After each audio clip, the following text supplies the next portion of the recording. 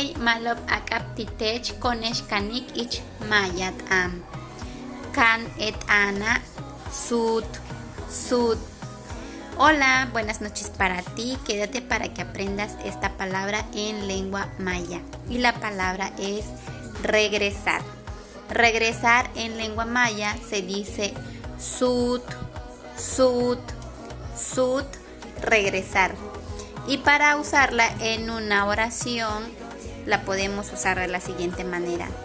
Tene tan insud tin wotoch. Tene tan insud tin wotoch. Yo estoy regresando a mi casa. Tene tan insud tin wotoch. Esa sería una manera de usar la palabra sud, regresar. Sud, regresar. Comparte el video para que otras personas aprendan a decir regresar en lengua maya. Nos vemos en el próximo videito. Adiós. Tak tu gel. Tak tu gel.